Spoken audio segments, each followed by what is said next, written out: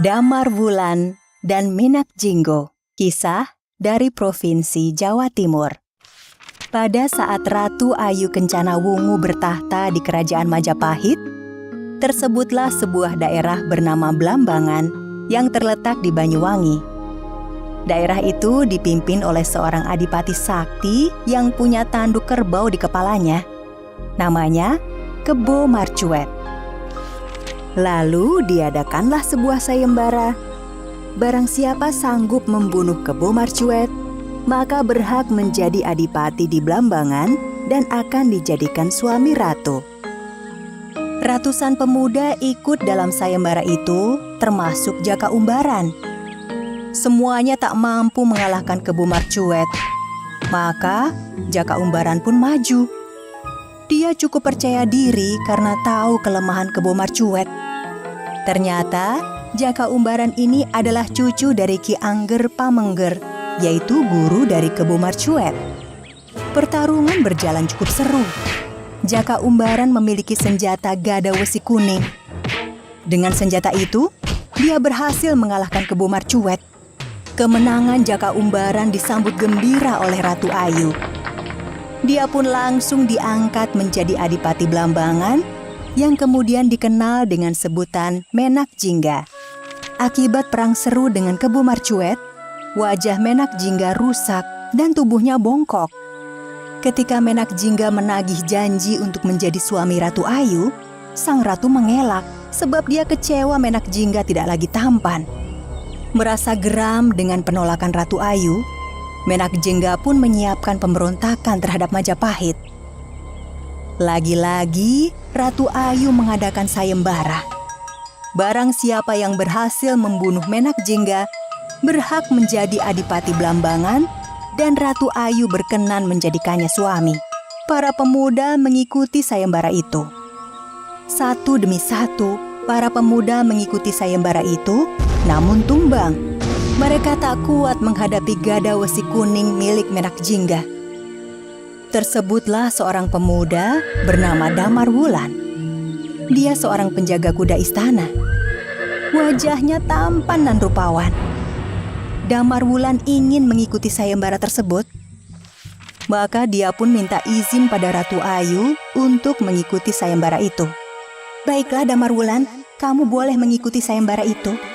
Ingat, bawakan aku gada wesi kuning, senjata kebanggaan Menak Jingga, supaya aku yakin kamu telah mengalahkannya.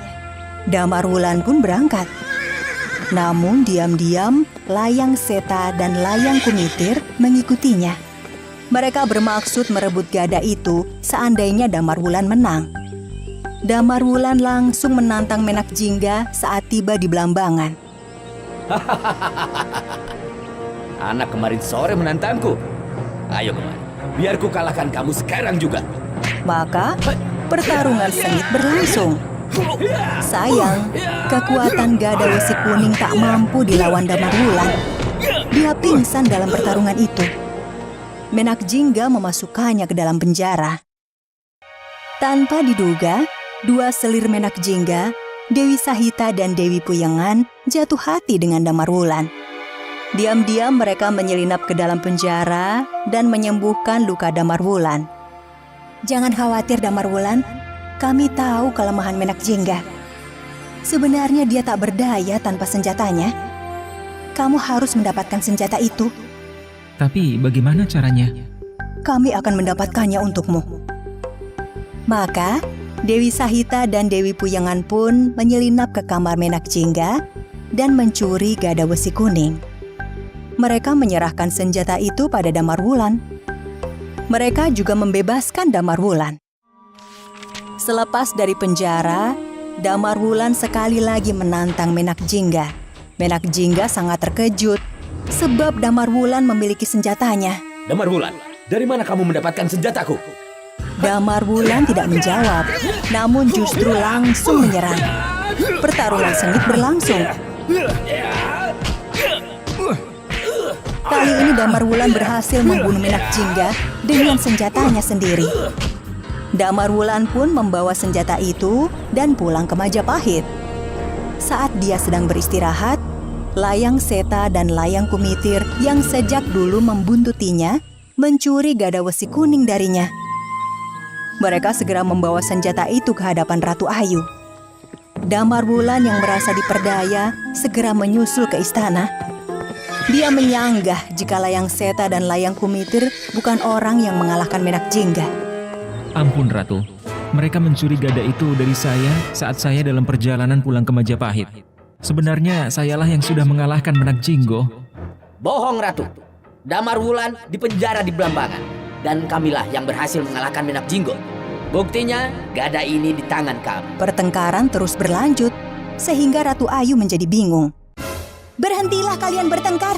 Sekarang begini saja, kalian bertarunglah untukku. Barang siapa yang menang, maka dialah yang berhak menjadi suamiku. Maka pertarungan pun terjadi.